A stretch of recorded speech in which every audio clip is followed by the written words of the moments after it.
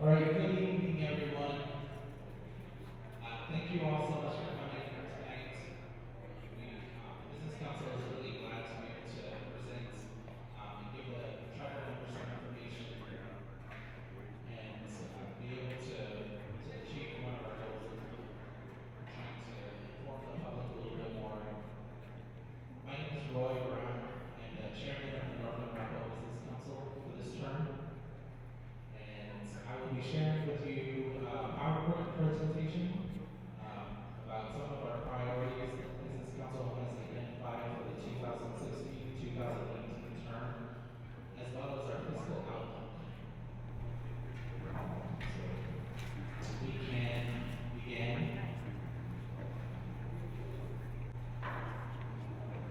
So one of our priorities that we identified is transparency of governance. We have been in this job for about 2.5 months, and we've gone through a lot of meetings, we've taken in a lot of information, and we've synthesized that and really identified some of our priorities. So we want to share with you our top 3 priorities. And one of them is transparency of governance. That's something we feel very strongly about, something that we really want to be able to follow through on in order to be able to communicate to the public and to our staff about the governance and about the policy changes that we're making as a business council. It was just barely. The next one is creating a fair functional management structure. We think this is important for any organization to be able to have a management structure in place that is fair for all people, and that is one that allows business to flow freely and efficiently. And the third priority we want to focus on for this term is fiscal responsibility. And this is something that we encounter early on and something that we really feel strongly about focusing on. So one of our goals for transparency is to enhance the access to information about the tribal governments. So we want to create ways that access to information is available to the public as well as to our staff about the policy changes that we make, about the decisions that we have. We think every tribal member has the right to learn and to be informed about the business of the government. And so we want to create information, we want to create a structure where that information is being shared. One of the ways that we want to do that is through public meetings like this. The business council wants to communicate with the public, and we want to give a chance for the public to be able to be informed. So we created meetings like this one in order to communicate with the public, and also as a way for the business council to be able to listen to the ideas and the questions that tribal members have of us. Another one is electronic availability of documents. We really want to enter into a new era where things are available online more frequently. We understand the burden it sometimes can be to travel to various programs and various tribal buildings that we have across the reservation. We understand how much of a cost that can be and how much of a how much time it takes to do so. So we want to be able to work toward being able to have things like forms that are available online, but also to have things like resolutions to be able to go online so that the public can know what the government's what the laws of the government are, and that would include both business council resolutions and general council resolutions. So that's one of our goals, is to really be able to make some of these things available online so that the public has easier access to them. The other thing that we are creating is a media plan. And the media plan is born out of a desire to be able to communicate effectively with press inquiries, but also it's a way for us to identify and to communicate to our programs what information should be communicated with the public and the manner in which it should be communicated. More and more our programs are using things like social media, Facebook, Twitter, websites, things of that nature. So we want to have a plan in place so that when policy decisions are made, when changes in programs are made, we have a plan so that the programs can communicate that to the public and the various media available. Another way that we want to increase our transparency is to communicate effectively with staff and staff and the public about our policy decisions. And so in order to do that with the staff, we are holding semi-annual meetings with all employees. So our goal is twice a year to get every tribal employee in one room so that the business council is able to communicate to them about the policies that we are creating, about the decisions that we have made, but also to get feedback from the staff about things that we need to be aware of and policy decisions that we need to have an idea of what's going on within their program so that we can create policy that addresses those concerns. We're also implementing quarterly program directors meetings. The directors already have in place a time that each program director comes together and meets. And so our goal and our commitment is to attend one of those every quarter so that we can have a little bit more face-to-face time with our program partners. They are the decision makers on that level. And so we really want to communicate them what our goals are, what we want to emphasize as a business council, but again, also to get feedback from them because they are doing that work in their fields day after day. So one of our other priorities is creating a fair and effective management structure. In order to do that, one of our goals is to revise our current policy and procedures manual for the Northern Arapaho Tribe. So our goal in doing this is to provide a clear and concise set of policies and procedures so that everyone on every level is able to understand it. We want to provide direction with these policies because we feel like the policies are really the way that the organization is able to thrive. And by creating policies that are fair and that make sense, we're giving our program directors, we're giving our tribal employees the best chance of success. And by making them concise and easy to understand, we're creating that expectation that they will follow through with them, that they will be able to understand them and follow them. So we will expect adherence to the policy on every level. We understand as the Northern Arapaho Business Council, we are the policy-making entity for the Northern Arapaho Tribe, but we really want to model our behavior. We really want to model a set of behaviors that we are following the policies that we set in place. What our commitment is that we are creating a set of policies that we will also follow so that it creates that expectation that everyone else will be able to follow them as well. We do not want to get into the habit of creating a policy that we then break because it's within our authority to do so. So we are expecting ourselves to follow it, and we're also expecting everyone else on the other building and the tribal program staff to follow it as well.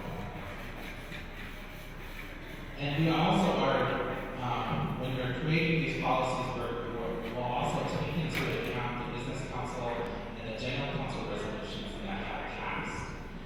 We want to respect the intent of those in order to create a set of policies that is fair, but that also takes into account the considerable attention that previous business councils and previous general councils have taken and expressed their concerns about those specific issues. So another way that we want to create a fair and functional management system is to create an expectation of exceptional service. We think there's always room for improvement in this area. We're communicating with our program directors, we're communicating with our program staff that customer service is something that is very important. We serve the tribal members, we serve the people. There are the reasons that we have jobs, there are the reasons that we come to work every day, and we want to make sure that everyone is aware of that and everyone takes that to heart when they're interacting with our clients. So that's the expectation that we have, not only of ourselves, but of program directors and program staff as well.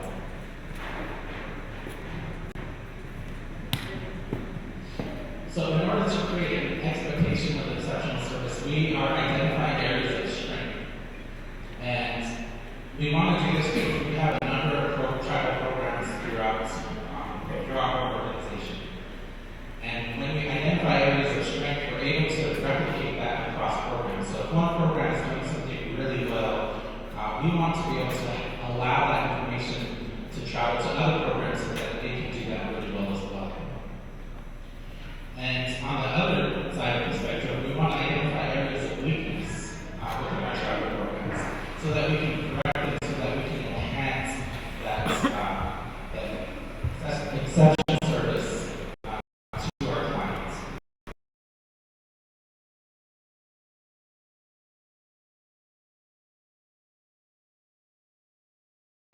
We've identified some ways that we are our analysis of our finances that we spend a lot of money on professional service consultants. Our view is that we have a lot of talented and bright individuals working for our tribal programs, and we want to get to a point where those So it'll take some time, but we want to get to a point where our program directors, our program staff are learning from these professional service consultants so that they can do those tasks in the future without farming that out at additional cost to the tribe. And we think this one will save us money, but also it'll enhance our workforce. It'll create a better workforce that has more knowledge and has more ability to take on other tasks. We also, in order to reduce our expenditures, will unfortunately have to reduce the amount of financial assistance that we provide to tribal members. We've identified some priority areas within the financial assistance that most people refer to as the grants program that we'll focus on. So our priorities for this term are the elderly and disabled, medical assistance, and funeral assistance. Those are the items that will still be able to provide us a limited amount of assistance for, but anything that falls out of those areas, we will have to refer them to other programs to see if they can help, or we won't be able to help, unfortunately. Another way that we want to reduce our expenditures and to be more responsible fiscally is to reduce the duplication of services that is happening. And this is where the network of communication amongst our project directors and our program directors really comes into play. We want programs to communicate with each other so that two programs aren't spending money on one task, one item, one client. So we want to be able to stretch our money as far as it can go, and in order to do so, we think it's important that we reduce the duplication of services that currently exist. And we also want to improve procurement policies and require all our programs to follow through with that.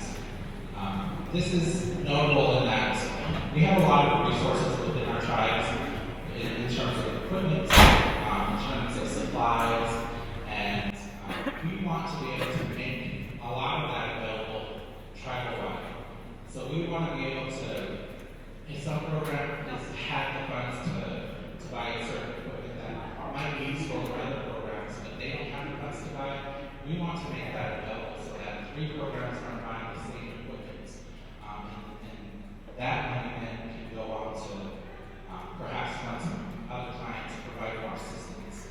So by providing and improving procurement policies, we are able to create a database of equipment and supplies that we have and make that available to tribal programs tribal-wide. And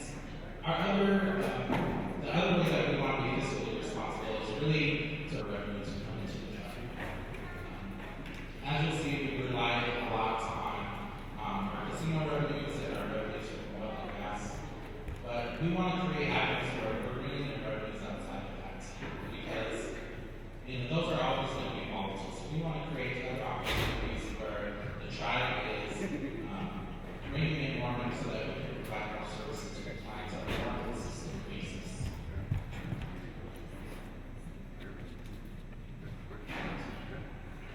So with that, I want to focus on move on to the fiscal outlook. So this is something that we have spent a lot of time on as we begin our term in November. We spent many hours doing an in-depth analysis of our financial situation to really get to the point where we're able to synthesize that information and communicate that in a way that hopefully makes sense. So I want to take this time to provide some numbers to you all here so that you have a general sense of the fiscal standing of the tribe and one of the reasons why we have to make some of the decisions that we have to make.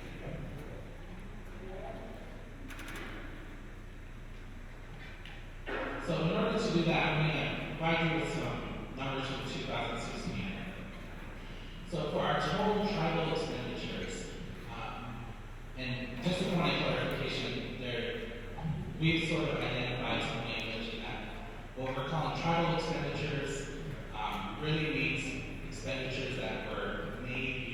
tribal funds.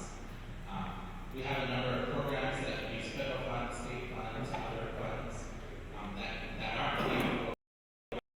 When we're saying tribal expenditures, we don't mean the entire tribe, we mean specifically tribal, specifically funds used for just the tribal side and non-government side. So for our total tribal expenditures in 2016, we spent almost $14 million.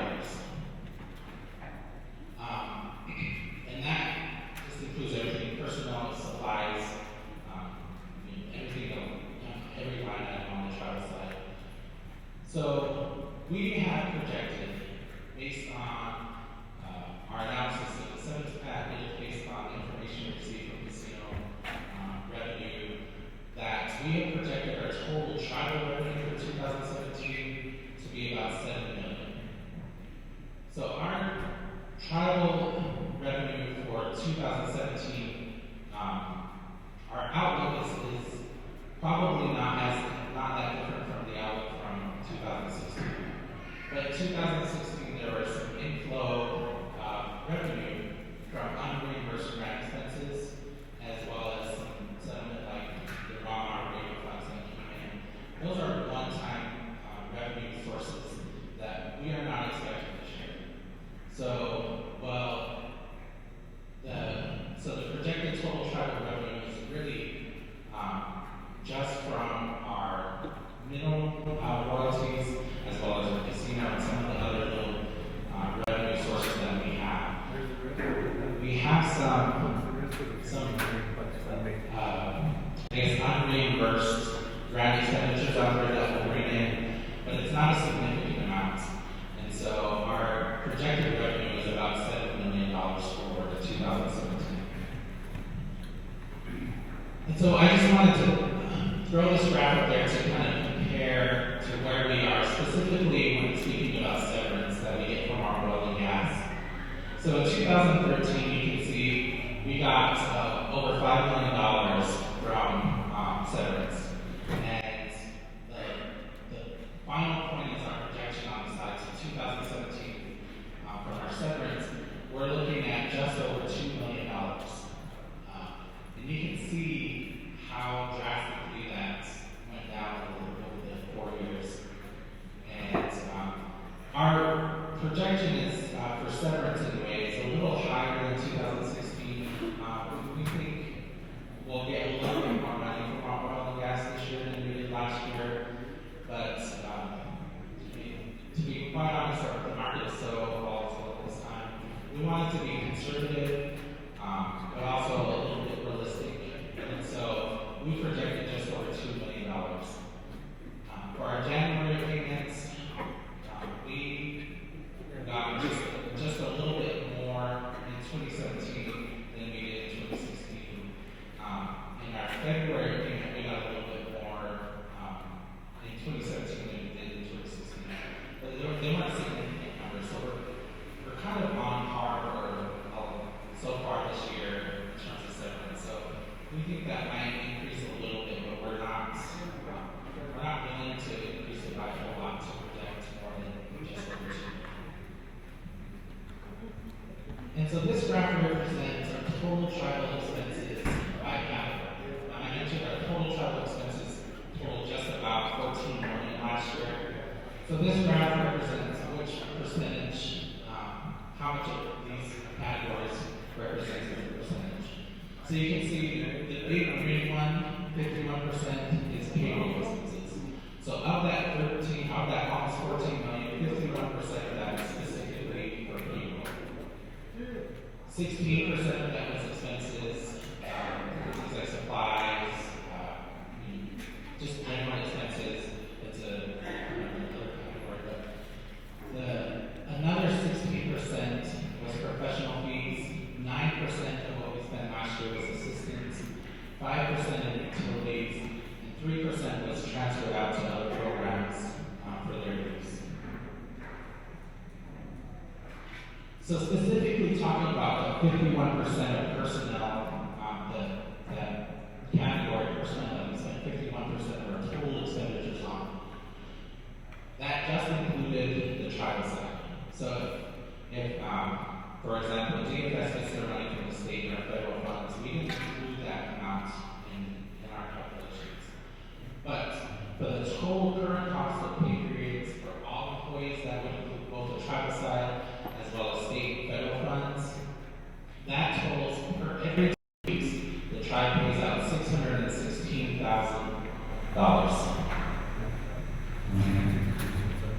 Of that $616,000, 61% of that is paid directly to tribal employees without any grant funding reimbursements. So 61% of that $600,000 goes to tribal employees that the tribe is responsible for. So the total cost of tribal personnel, that 61% is about $7 million total in 2016. And so this is broken down by quarter. This is our personnel by quarter. So as you can see, in the first 2 quarters, just around $1.5 million in tribal personnel. And that slowly went up. October and December increased significantly, and there are a couple of reasons for this. One of the big reasons is because in October the tribe took over the personnel costs for the tribe board. So right now I think it's about 23 employees in the tribal courts that the tribe is paying for in order for the tribal court to be open.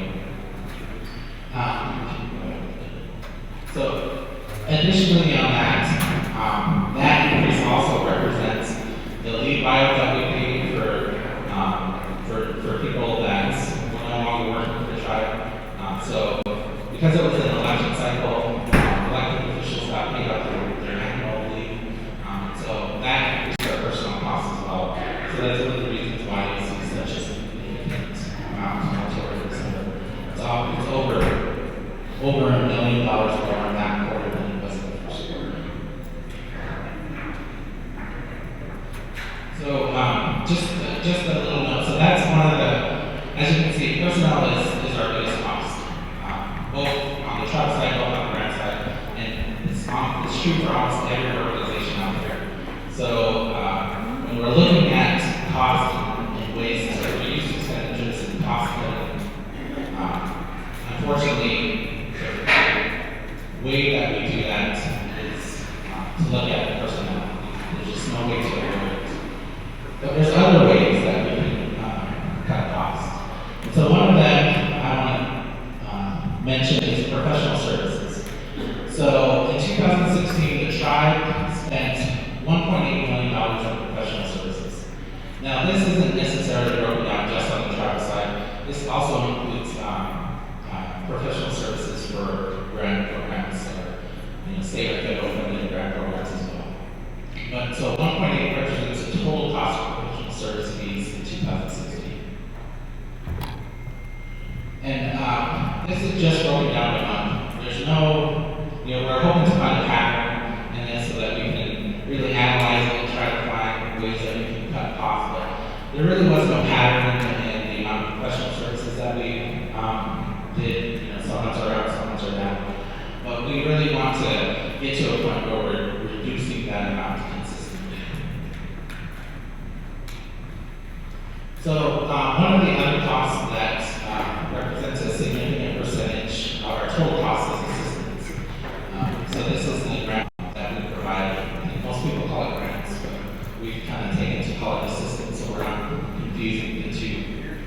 So we spent $1.2 million in 2016 on assistance, and this is just assistance to tribe members, but it also includes the money that we spend for funeral expenses as well. Ways that we want to reduce spending. We're looking at ways that we can identify and kind of plan for things. So we want to generally reduce our assistance to just about that $20,000, $20,000 to $40,000. And again, this includes funeral costs, so that's something that we just can't plan for, but we can plan for some other things. We know in some of the winter months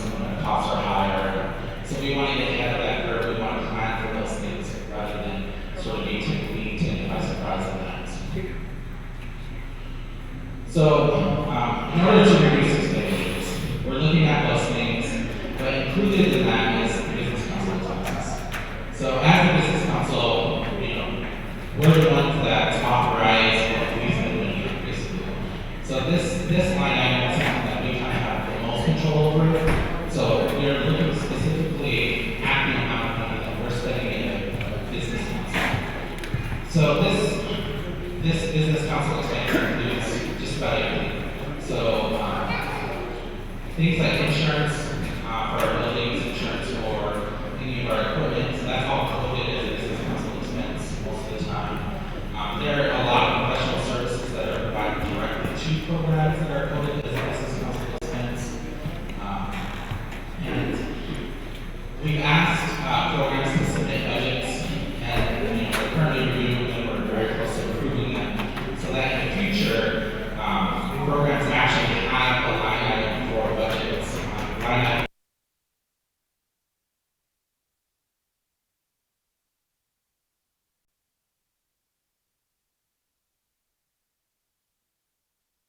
So, okay. So the total in 2016 is 3.4 million, and of that 3.4 million, this represents a categorical breakdown of where that money went. So as you can see, professional fees and legal fees are a significant portion of that, and we feel confident that we'll be able to bring those costs down and therefore save the tribe some money. So we want to bring the professional fees down to 29%. We're hoping to break that down and bring it down to 15%. So hopefully in 2017, that represents about 14.5% of our total costs. Legal fees represent about 17% of the total cost for 2016, and we've implemented a couple of steps in order to try and reduce that bill. So one of the things we're encouraging the program staff to do is really to work with each other. We know some program staff have consulted the attorneys in the past about things like writing letters about specific legal issues, and so we want to make that information, because we pay for it, we want to make that information available to everyone. So that if the program has, for example, an employment question, they are able to access that database, if you will, so they can be able to solve that problem without resulting in billable hours for the job. So those are some of the ways that we want to reduce the amount of legal fees. Wages and benefits. You can kind of see where we kind of want to be more in line where wages and benefits represent the majority of our expenses, like it represents the majority of tribal expenses. So, we want that 19% to represent, not that it increases, but we want it to represent about 15% of our total personnel costs, just like it does on the tribal side. So we recognize that this is one of those situations where personnel isn't our biggest line item, and it should be. So we want to bring those other numbers down to that percentage decreases, not that the dollar increases. And so there's some other significant things to mention. I know there is the idea, I guess, that travel has usually been one of the larger line items, and so just running this graph through, travel represents about 1% of the total expense in 2016. So that's important information for us to know as well.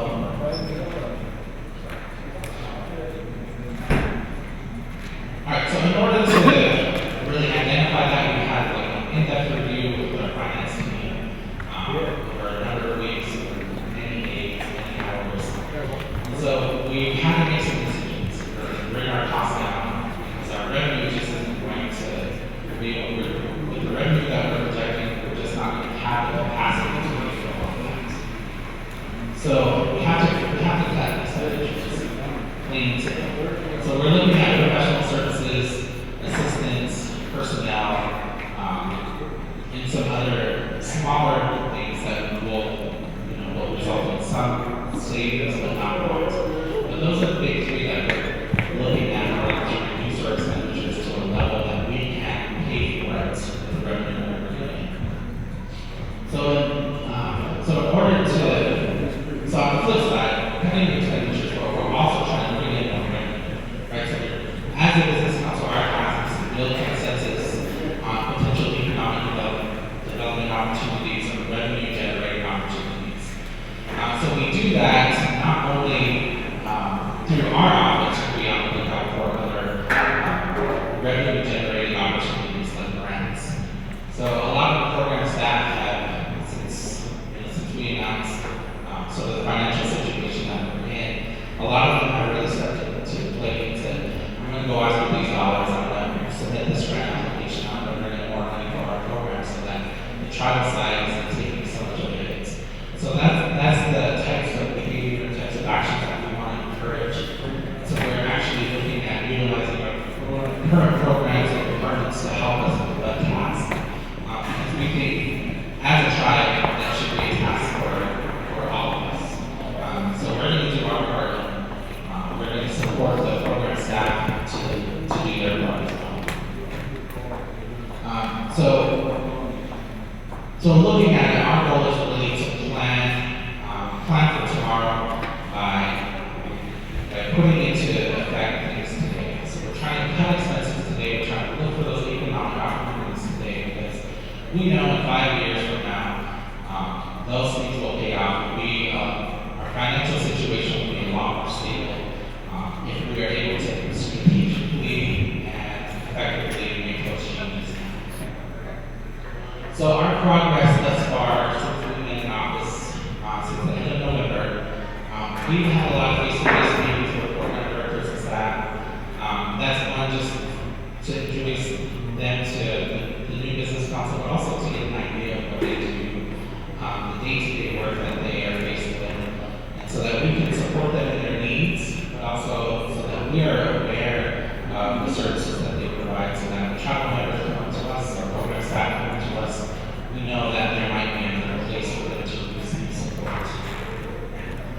We've conducted an in-depth review of our finances, and again, that's something that happened over many days. That took many hours. We feel confident that we're very familiar with our finances in a way that allows us to make these decisions in an informed manner. So we've also set up some limitations on our financial assistance and our grants. We set up priorities. We set some dollar amounts, cash dollar amounts to those priorities for right now. And as a council, we're committed to adhering to that so that we can be able to provide assistance when we can, but not so much that we're putting ourselves in a situation where we can't be so we've also did some professional services assessments. So we looked at some of the consultants that we used. Those consultants that weren't really bringing in a lot of efficient work to the tribe, we decided to go with another person so that hopefully we can negotiate better rates and also provide better services for us.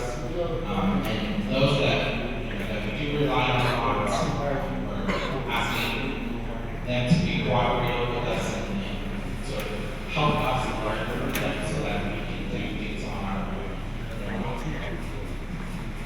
So we've enhanced our relationship with tribal, state, and federal governments. We've met with federal agencies, federal legislators, and we've also met with state legislators and the governor of the state body. And our goal of this is really to introduce ourselves to them, but also to communicate to them our commitment to building a better tribe, to building a better nation, and providing them an opportunity to be able to reach out to us with those other opportunities that they might be working on or available to us. So that we want to keep that door, that line of communication open so that we can enhance our government and also help them enhance theirs. So on the tribal side, we've enhanced our relationship. We worked really hard at creating opportunities for us to communicate with each other. We've had pretty regular meetings with the Shoshone Business Council. We have one set up in 2 weeks. We've met pretty regularly since November. And we individually have reached out to our constant communication with the Shoshone Business Council.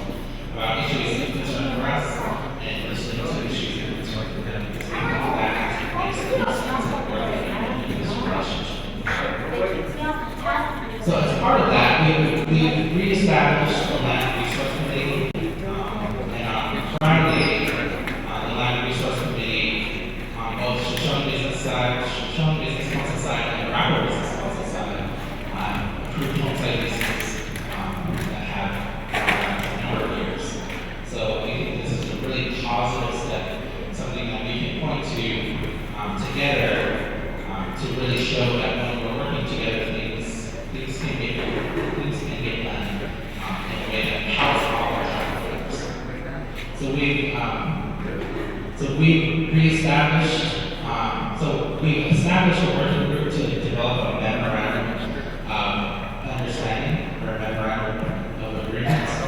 And that's the route that we're choosing to take to be able to create a structure with the Shoshone Business Council that meets the needs of our reservation, but also respects each other's separate sovereignties. And that has been going really well.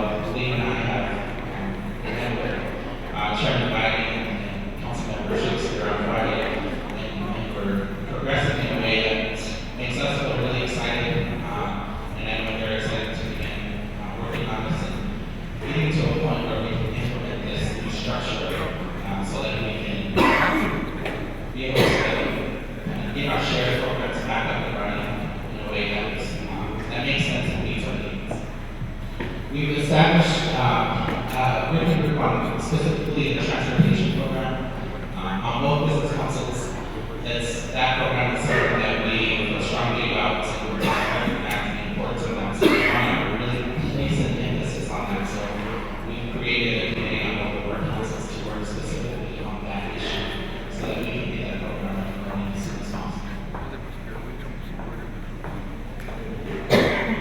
All right, so we have some future projects that I wanted to mention, and this specifically I wanted to mention because it'll be on the general council agenda. So there's a proposed project for the North Arapaho Clean facility.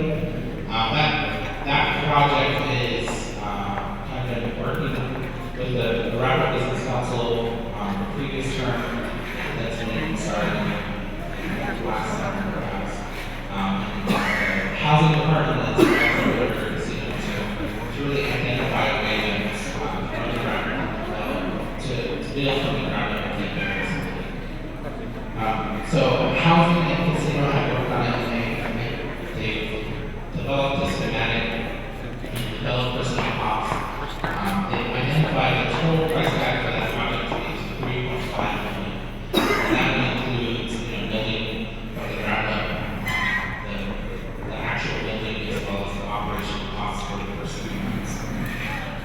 Housing has identified $1.1 million in Indian community development block grants that go specifically toward this project. So that leaves $2.4 million that would have to be raised outside of that. So together they are looking at a USDA finance package, and this would provide sort of a low-cost way to pay back that $2.4 million from the USDA. But in the meantime, so that would happen on sort of a reimbursement status. That wouldn't actually be money in the hands to be able to help build the building or pay for the operational costs. So in order to pay for that, they're looking at other financing options, including a loan to get the building built for construction costs and things of that nature, and then the USDA financing package would then repay the loan, if that makes sense. So I wanted to bring that to everyone's attention because that is something that's on the General Council agenda for next week. Next Wednesday is permission to get I think a $2.2 million loan is what they had. So I just wanted to provide some of that information. Another future project that's in the works is a proposed remodel of the 12th Street Clinic facility with the Wind River Family and Community Health Center. This is in the very early stages of that project. They're estimating that it would cost about $2 million to get that building to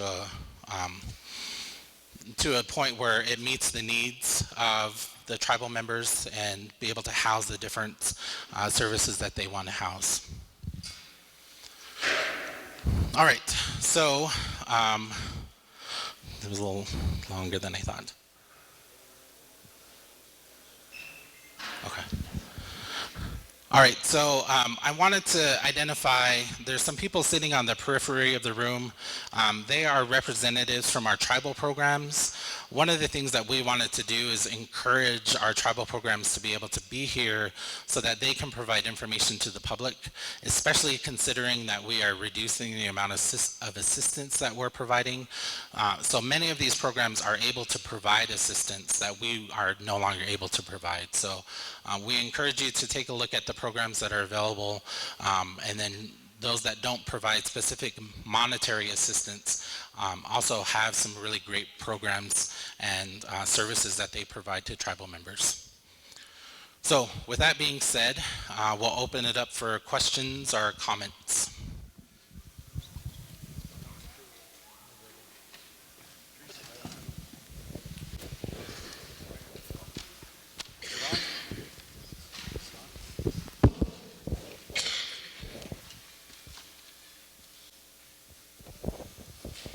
My name is Teresa Hanaway, and I want to thank you for feeding us, and thank you for the prayer. I'm here for to ask questions. But first of all, to make a comment. I worked a lot of years for the tribe until I got sick. And now I'm in a wheelchair, hoping to get out of it. I want to thank the council, past and present, for helping me to get to the doctor. And I have to go way down to Denver. And I want to thank your CSPG program, Malcolm Bowers, for helping me, and then for the tribe to approving that. I'm pitiful now. I can't work anymore, and I'm thankful. I'm 75 years old. I'm what you call a senior citizen. I want to thank the Meals on Wheels, Sherry Blackburn, for providing us seniors with meals. We do not have a senior program that I would like you to insert that into your future projects. There are a lot of us seniors here. You don't even have an accurate count in Carlton's program. I was talking with Ryan Ortiz, and he was telling me that he went up there to get a list, and I think Ryan said he only had 7, but you need to get that one, straightened out.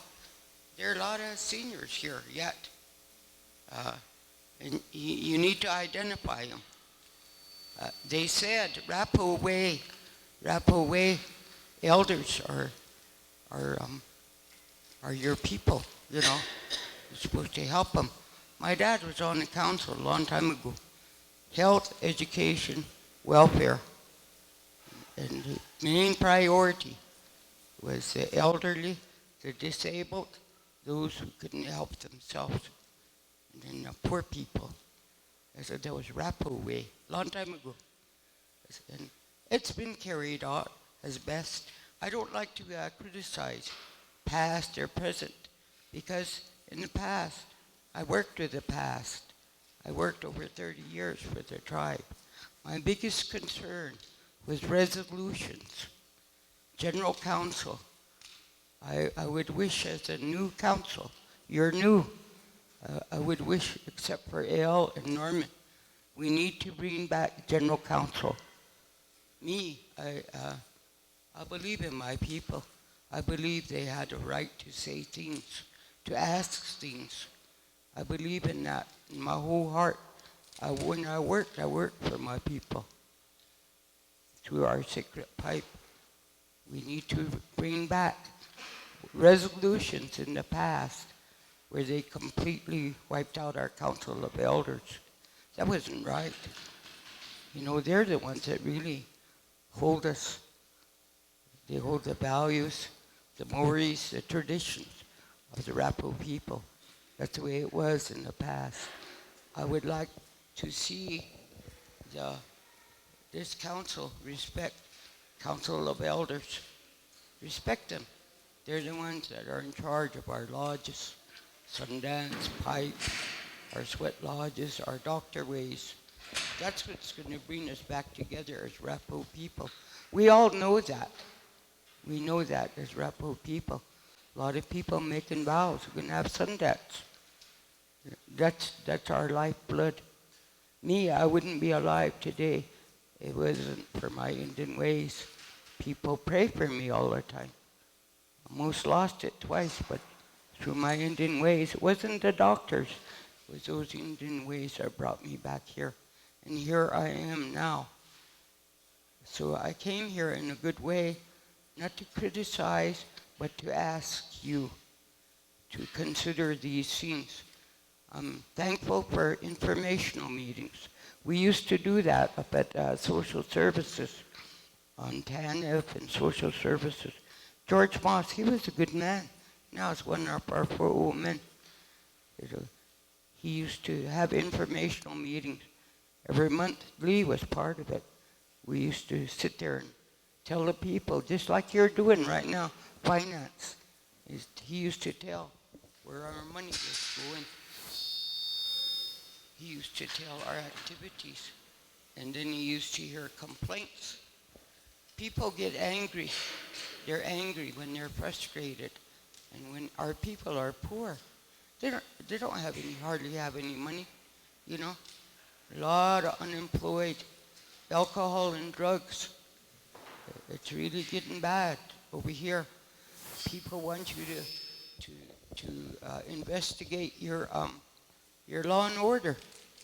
It's not right. Something wrong over there. There's something wrong with law and order. And we got people like him walking over here trying to help us. Help us he's trying to help us with our young kids that have trouble with alcohol and drugs. You know, we all face it. And maybe some of us, we all did it before. You know, so don't judge one another. Try to help each other. Get rid of that no good spirit that's going around our reservation. That's why we really need Indian ways to chase it away so that we can live. Little kids can run around and be safe. We need to look at CPS strongly. Norman knows it. We need to make sure that they're doing their job. That tribal state agreement, you need to stand by it and make sure that there not only is there state, but there's also tribal input. We have Indian families here still live Indian way. That's what I want. That's what I came over here. My daughter brought me. I want you guys to please respect your council of elders and respect your old people. We don't have many years left here on this Mother Earth. But while we're here, we want to look out for what old people do is worry about the young ones that are coming up. The great-grandchildren, grandchildren, all of them. Bring back that respect and that love that we used to have for one another. Bring it back. Let the elders be the ones. Language and culture. Go to your schools. We got people teaching Indian over there, Indian language. Make sure that those schools do a good job and protect our language. Thank God we got people who can still talk Arapaho. We need to bring back our values. When we do that, we might be strong again as a tribe instead of Facebook, social media. Everybody gets on Facebook. I wish I knew how, but got arthritis. I can't punch around, Everybody's on Facebook, And you walk around, you see these kids, all they're doing is they got that iPhone and they're punching and punching. I don't know, they said sometimes everybody gets mad on Facebook, and that's not right. It's wrong. Uh, if you put something good on Facebook, maybe that's how you're going to communicate with us. You got to get on Facebook and give us a financial report, uh, tell us what you're doing. I don't know that part. I don't know that part. I can do the computer, but that's about it. And I just got a flip-top phone. But there's a lot of us out here like that. Flossie Brown, she's here. She wants to know about the casino. What about that money at that casino? There was a rumor that was put out that the council agreed. They said that when they first got that casino, that they said that there wasn't going to be any payment made to the people. That was wrong, and that never happened. I asked Al about it. I worked with Al and Nelson and Rick. Rick is the one that sent me down to Colorado. He wanted me to go find out what goes on in casinos. I said, what, are you crazy? I'm trying to put families together. Al knows that. I said, I'm trying to keep families together, and you want them to gamble, And so, and then Hiram, I was taking him down to Denver. He said, hey, you better know about that casino. And I know that council never said that, They said, we can get a payment. And that guy out there, their manager, I always forget his name. I must be getting old. But he's grooming somebody to take his place. But people don't agree with that. You guys need to know that. We need to get somebody. Our previous chairman of the general council was sued in tribal court for not allowing person to speak up, and he was kicked out. He got sued. He sued her. He didn't get any monetary amount, but he sued her. That's First Amendment, freedom of speech. We don't want to bring Trump over here, I'll tell you that. We have freedom of speech on this reservation. You need to listen to you people.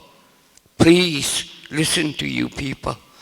I know I see one councilman shaking his head. Yeah. We need to investigate that casino. I never said nothing because he used to work good with me, helping me out, that guy out there. But I guess it's not like that anymore. So me now, I want to know. I want to know why we lost our tribal college. I want to know how much money the casino gives the council. And that's about all that I have to say, because I know a lot of people are afraid to speak up. So they come to me on my telephone and ask me to go over there and ask. I said, well, I'm too old to be afraid of anybody anymore. I said, so yeah, I will, So that's why I'm here.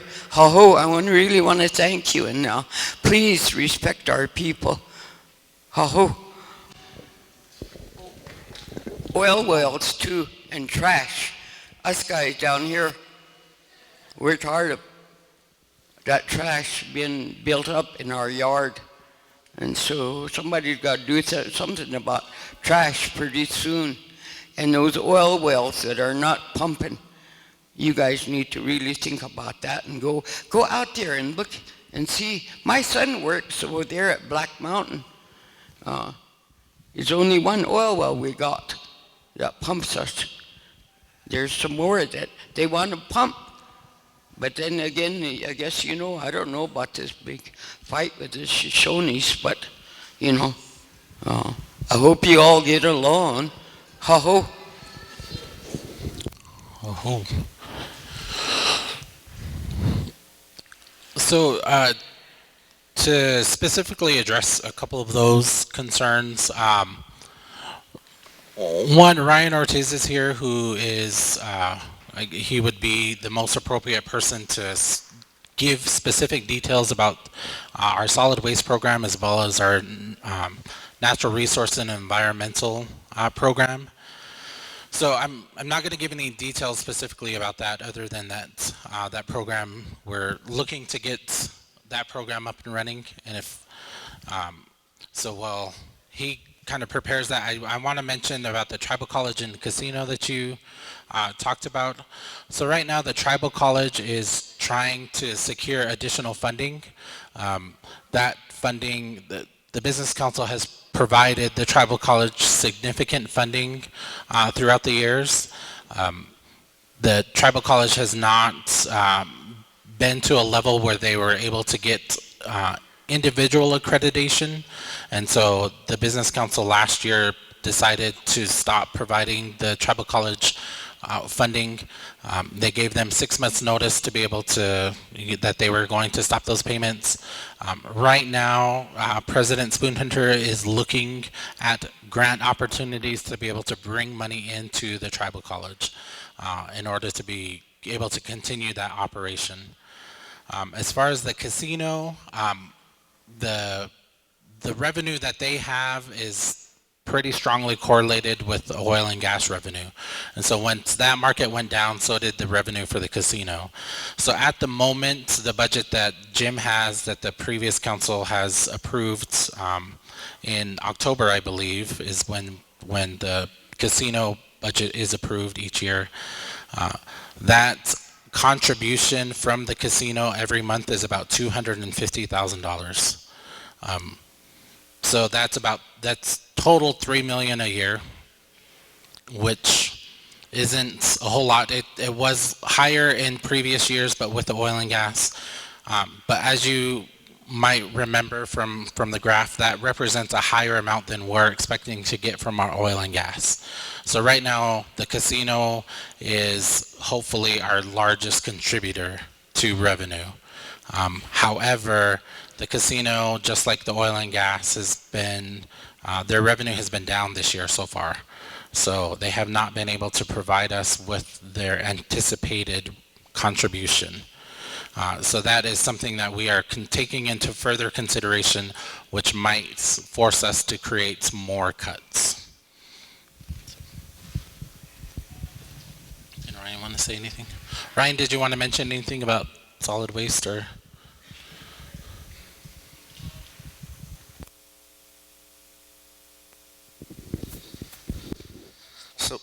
So just so you know, we work for the Northern Arapaho Natural Resource Office. The Environmental Office falls under that, as well as the Solid Waste Office. We've been working pretty diligently ever since this community lost their transfer station, and we'll be able to offer like a residential service, I would say within the next 2 to 3 weeks. We've been finalizing the billing that needed to be, we need to be able to provide billing to people before we provided the service. We got that just about finalized, and hopefully within the next week or so we'll be able to offer that service to the community here. This is the target community as well as Ethity, but anybody that's here we would provide service for, and we're looking to work with Tribal Health Office to pay for senior citizens waste service. So my office is at the Natty building. I have brochures and some cards here with my numbers on it, and you guys can get a hold of me and we'll be able to discuss that in greater detail. And just for so you know, this last summer we went out and inspected over 250 of our oil and gas wells. We're trying to do a catalog and inventory of our environmental conditions of our gas fields out there. So we do a lot of work that is for the council, but it's to provide that knowledge to them of our environmental conditions. Also, to answer Teresa's question about the Council of Elders, we are actually meeting tomorrow with the Tribal Historic Preservation Office and the Council of Elders tomorrow to start meeting with our elders. So that's happening tomorrow. To answer that part of your question, we are working with the right appropriate office to work with our elders. Also, on Wednesday, we will be having a meeting. She asked about strengthening child protection services, which is also known now as Northern Arapaho Department of Family Services. So on Wednesday, we'll be at a meeting with Northern Arapaho Department of Family Services and also the Wyoming Department of Family Services for 4E funding. And that's Wednesday. The council will all be at that meeting at Central Wyoming College.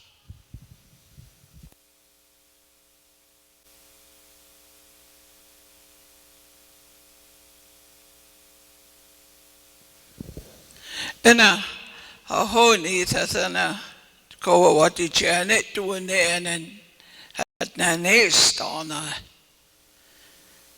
And I thank all my relatives for here. And if you notice, they're mostly our elders. And you know, the elders are the strongest people on the reservation. They're the pillars of what you guys stand for. Our lives are committed to our families, our relations, our children, our grandchildren. And we worry today about our grandchildren. And you know, myself, I learned to live in two worlds. I had to go and get an education. But when I came back, I couldn't use my education for the fact that there was always somebody there saying I wasn't doing my job. But I find as every time you lose, you always find out why. Now, I said I'm worried about my grandchildren. I think we all are here. And we thank you for making your presentation there. But the thing is, you guys are going to have to remember, we're not dumb, we're not stupid. The graft-in that you guys use, they need to be brought down to a level to where my people understand what you guys are talking about. Because that really don't tell us nothing. It doesn't. We sit here and we look at that graph, we see numbers, we see colors. Exactly what does it stand for? But, you know, you boys are the only ones that did this. I've seen it just once since I worked with the tribe, just once. And this boy that did it, he was honest and fair about what he told us. And you could see it was clear. And I know what your boys are trying to do. And I honor you for that. And I respect you for that. But one thing that is always defeats our people is having somebody else tell us what to do, how to do it, and when to do it. When we were raised, we learned by our mothers and our fathers. They taught us how to make bread. They taught us how to go out there and melt that snow. We couldn't turn the lights on. We didn't have no electricity. But I think it's time that you people stood up for us. We voted you in. We voted you in because you are the ones that are in charge. You are the ones that are in command. You are not going to be told what to do, how to do it, when to do it. Because all you there sit there, you were trained. You all had good parents. Now I think it's time to look at your finance department.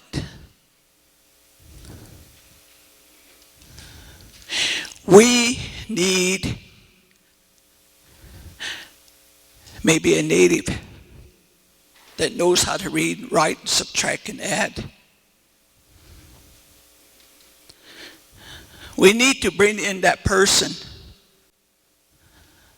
to really look at what our council, what is money, what is a budget.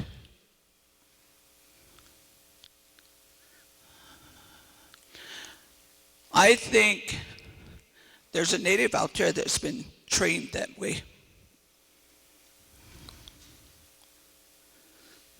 I think that we can find that native to come and work for us, work with you,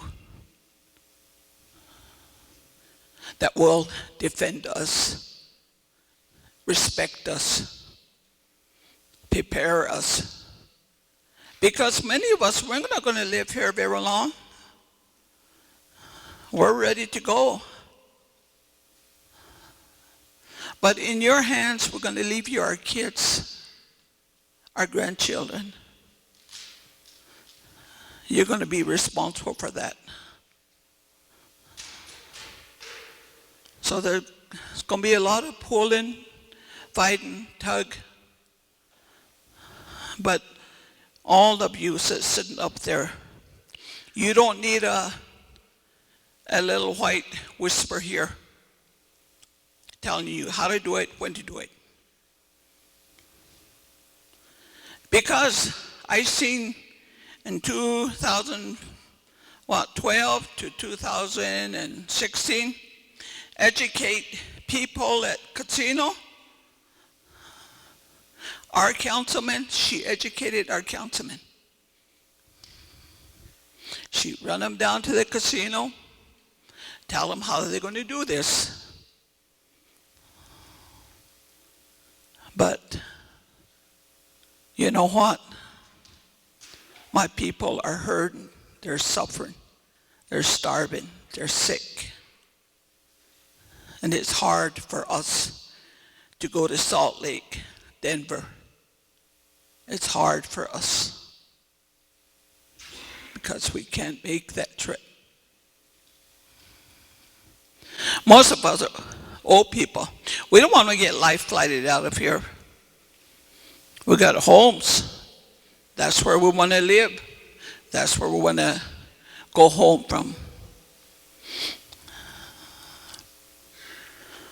But I don't know what it's going to take for you guys to make you understand that you need a change in your CA.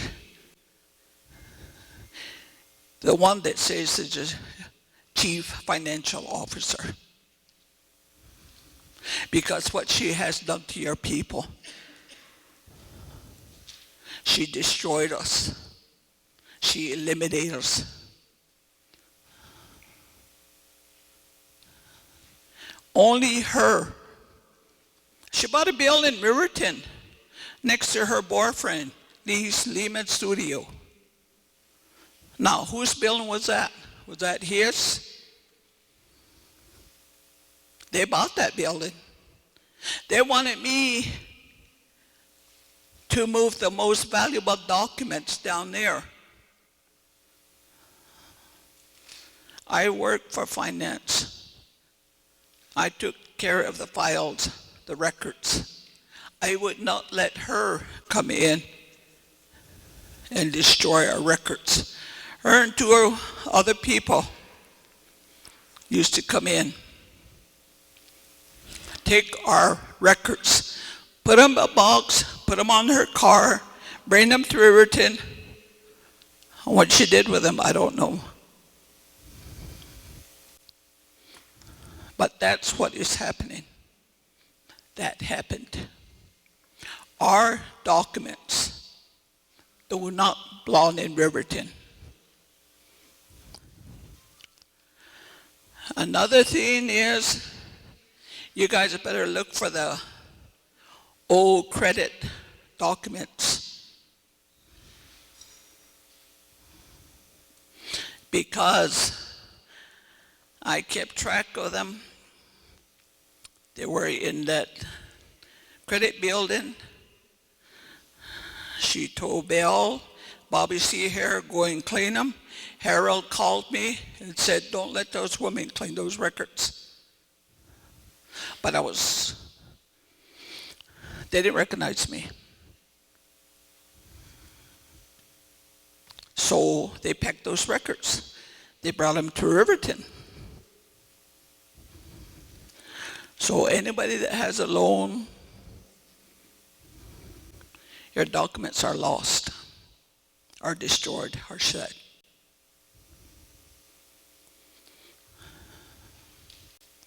And I found out another thing. She laid off people in February, and I approached one council and I asked him, I said, you give me a good reason why you laid me off. He looked at me. I didn't lay you off. I told him, I said, your name was on that paper. He said, no, we didn't lay you off. We wanted you to transfer. We didn't lay you off. So there's something wrong there. The council knew it. Their secretary knew it. But when it left that office, it changed. Tracy and Bill. Bill's the one that gave me that letter.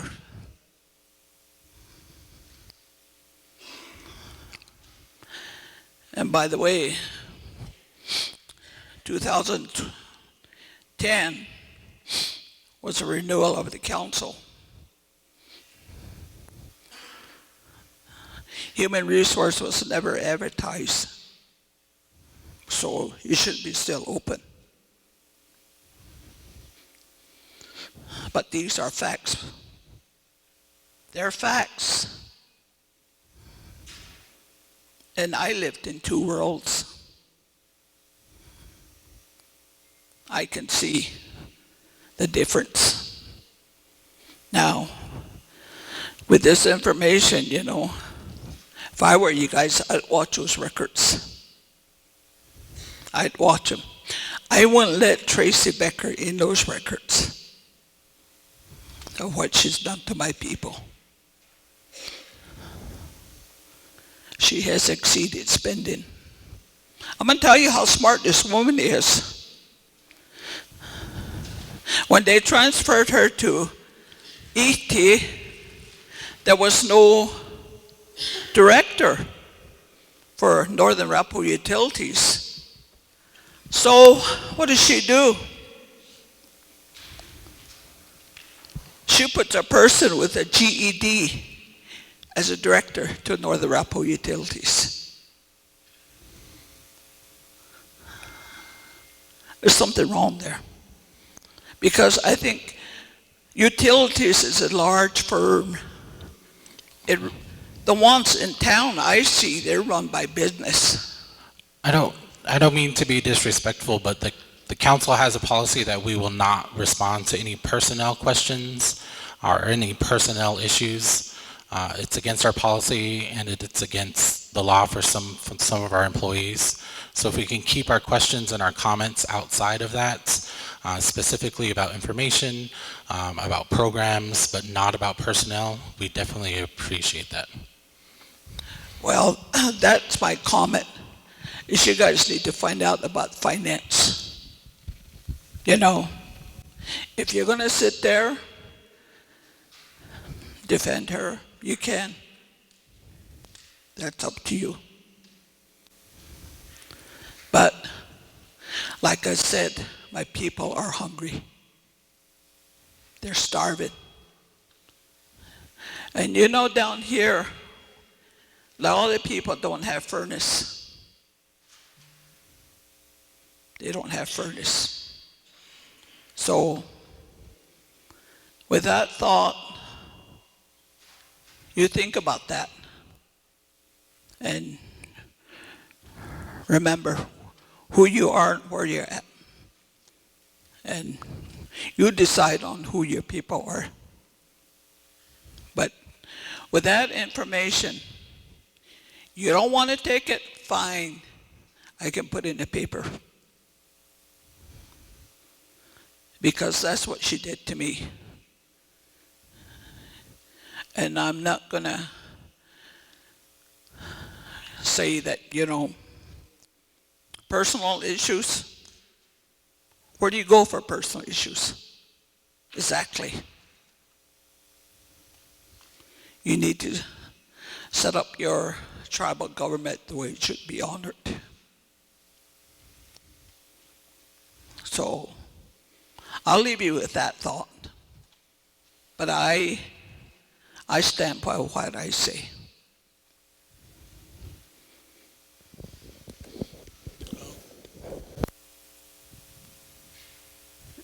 Yeah. Yeah, I'm sorry that, today when we, talking about a meeting here, we were put up on the board here what our goals and our mission kind of like was going to be. And we're not going to deal with any personnel problems.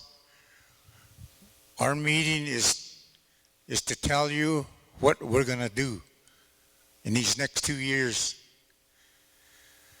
But then we didn't want anybody to name names or bring up any personnel issues.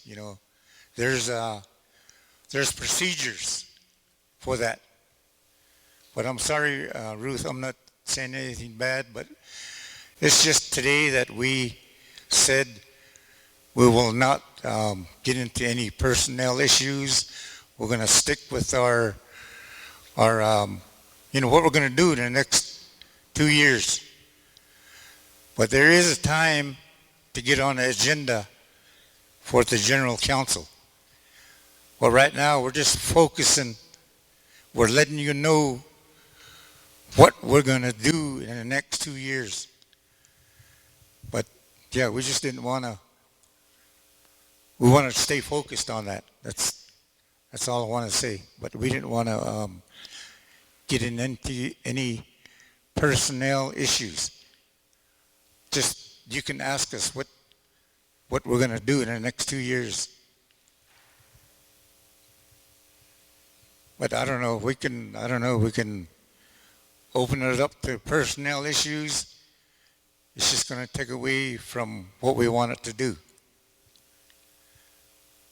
And what we want to do is to get everybody working. Our oil and gas took a nosedive. Our oil and gas took a nosedive, and we're trying to explain that. We're trying to explain how we're going to come out of that. But anyway, I'm not the boss here.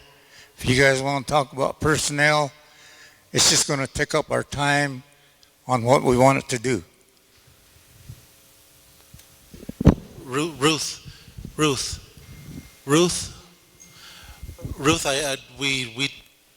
we respect what you've said to us tonight, and I have it written down, and we'll be going over it for you.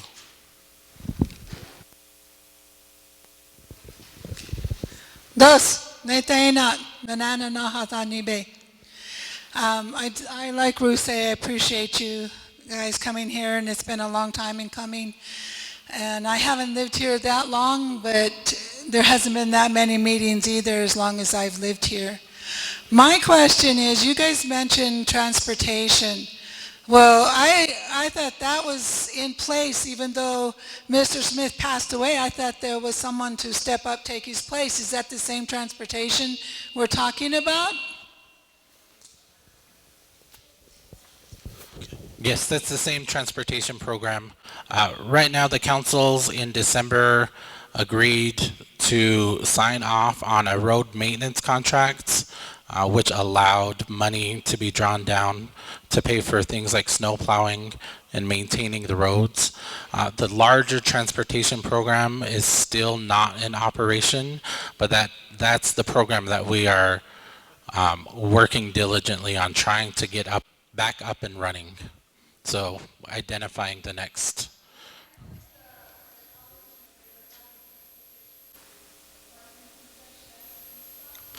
So that's not the same transportation program. So there's been some transportation services provided through the Wind River Family and Community Health Center, as well as the Northern Arapaho Department of Health Health Services. Sorry, I got their name wrong, but they are the ones that are providing transportation for appointments.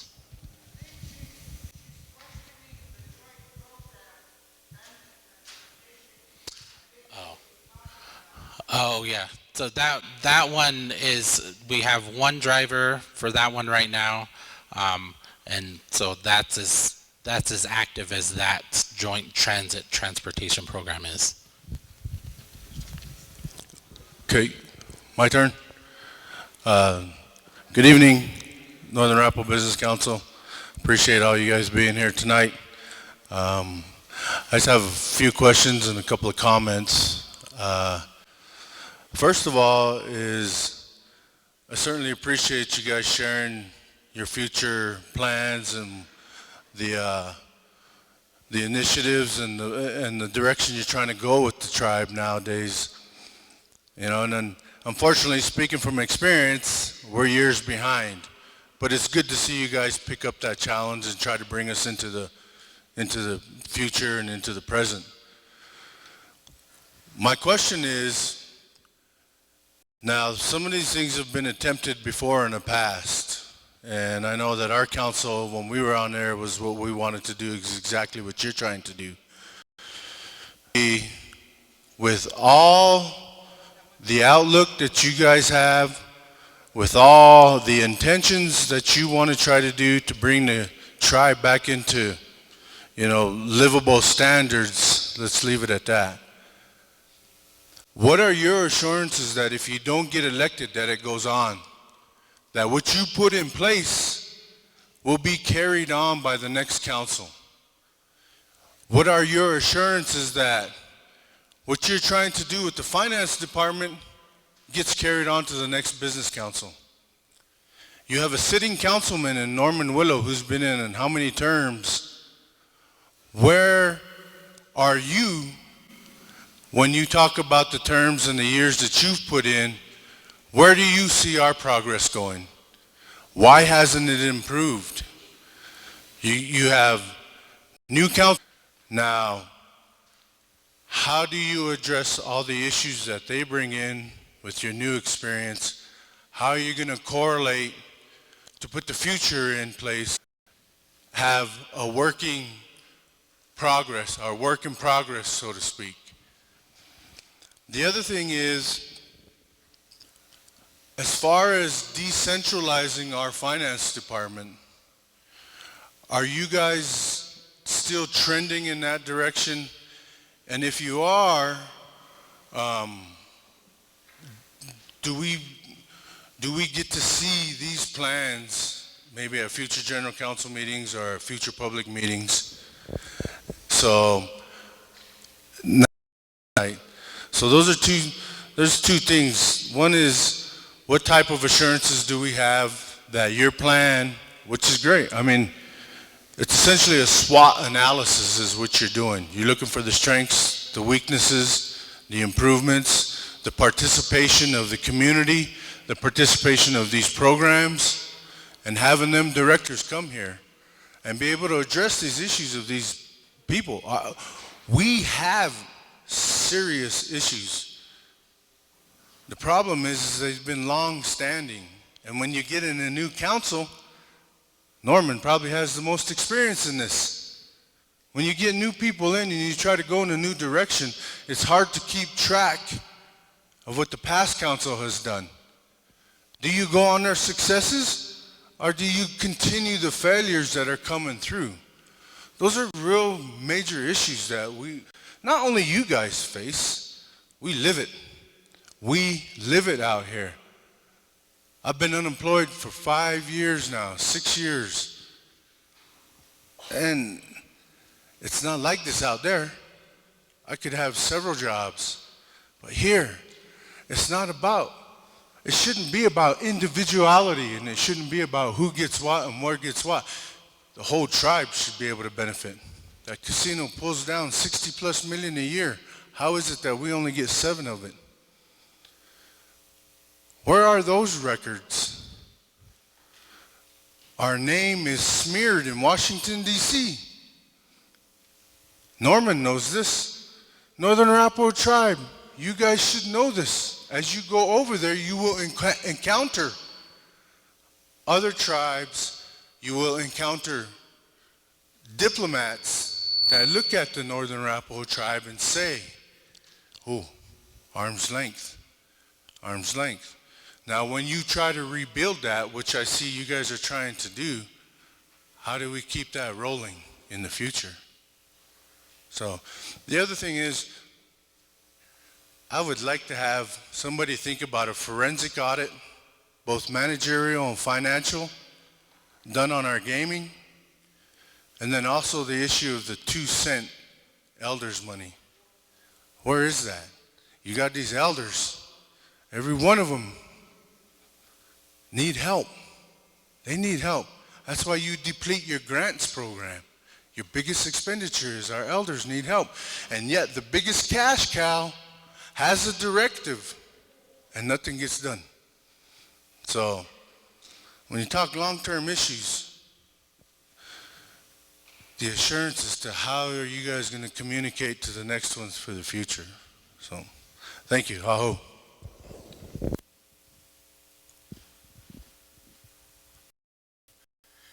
Staggered terms.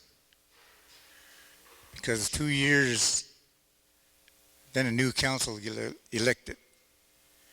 And you have different ideas. And you need to have 4 councilmen approving a quorum, approving all issues. You know, sure, I've been on a council for a lot of years. A lot of my ideas didn't go through. You know, we have obligation, even though if we don't like an issue, we have obligation to the council to back them up, to be behind them. We can't be scattered. We can't be a divided council. You know, I share your frustration. You know, the term before, I was at Fort Wasky, you know, quite a bit of my time to try to keep the relationship going. Even though I had a resolution saying that we split from the joint. I disregarded that resolution knowing that I could get thrown off the council. But I still went up there anyway, trying to get transportation working, trying to keep all the people working, Shoshone and Arapaho. I'm for all the, you know, the families, the kids benefiting from those jobs. You know, I know I'm frustrated, but a lot of things don't go my way, and you should know that. We can't get our ways. We try, and the term is up. The new council comes in. And we asked, so we won't have that problem. But we got voted down. Our people didn't want staggered terms for the continuity of projects to go on. I mean, like I said way back, it's all our fault. It's not just the councils that has a voice. You know, you can do that if you want, but it's just the way it is. just the way it is. But what we're doing is try to benefit the people at the end of the day. Benefit to the people. It's pretty hard. Not everyone, we can't come together. I don't know why.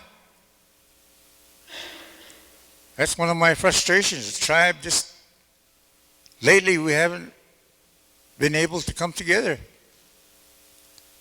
Well, we can't give up. We got to keep moving. Like I said, this was the, we wanted to let you guys know what we're doing. And that was based on this meeting here. And that's why we said, well, we're going to get personnel issues, and we are right now, but you know, we're way off what we wanted to do tonight. But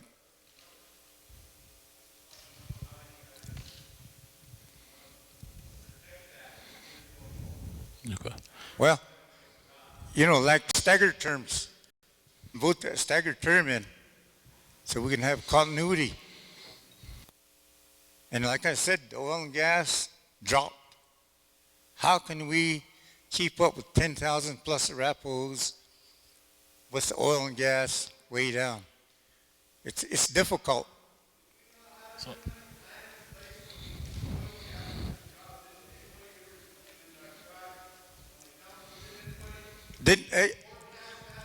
Yeah, we've been doing it. We've been saying it in general councils.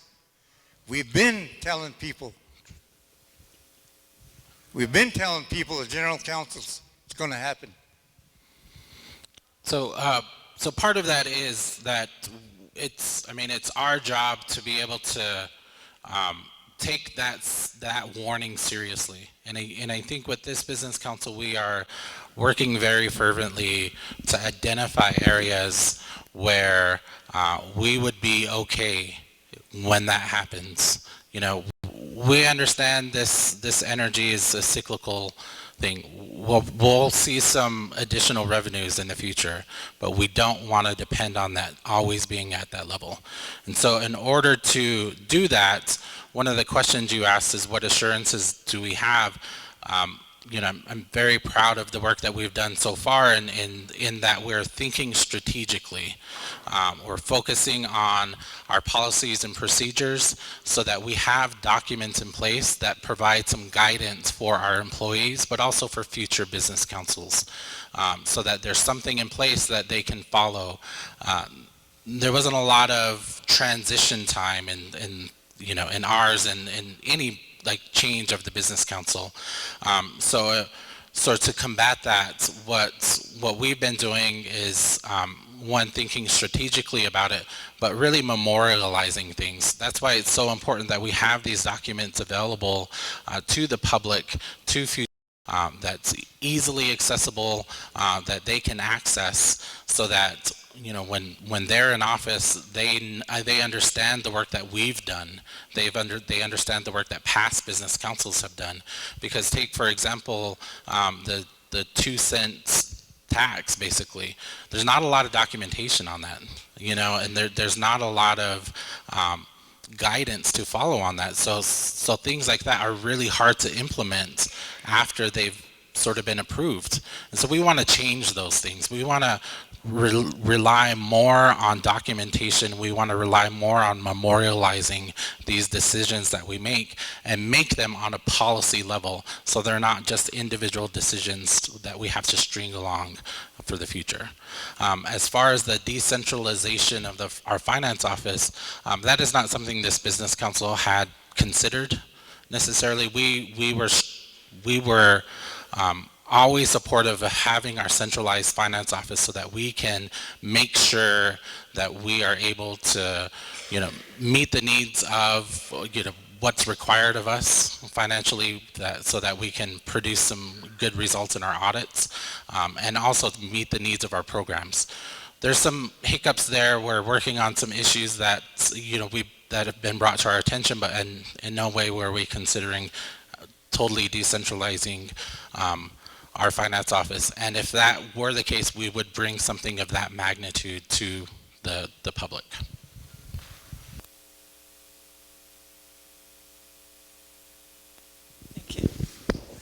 Thank you. I just want to make some comments. Don't have to answer. But I just had some concerns, and I think but before I want to express those, I just want to thank you. I think the presentation is really good. It's very understandable. I think it's a lot of work went into it. I hope that you guys can take that time and really look at the casino finances and how that money's been spent.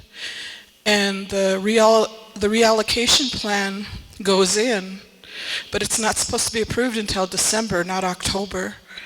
And I think it's not fair that when we have a new council coming in, that the previous council goes ahead and signs that revenue allocation plan for the casino, not allowing the new administration to come in and do that.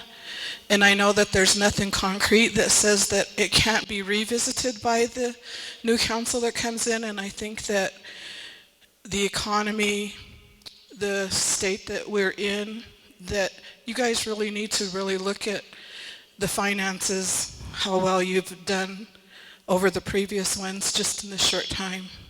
And I have faith in you guys, and just seeing what you have done here, that that's going to happen. I think that one of the things that I wanted to bring up was I live over on Cowboy Lane by the airport, and in 2011 I took it upon myself to get the right-of-way approved for the city. They were taking that Griffin Hill tank that's right there by the airport, and so I met with the joint council. They had a full council that day, all the Arapahos and all the Shoshones, IHS, BIA, Indian Health Service, they were all present, the city. They approved the right-of-way for them to take the water up to Griffin Hill because they have to pass through tribal land there. And they did, so they approved the right-of-way.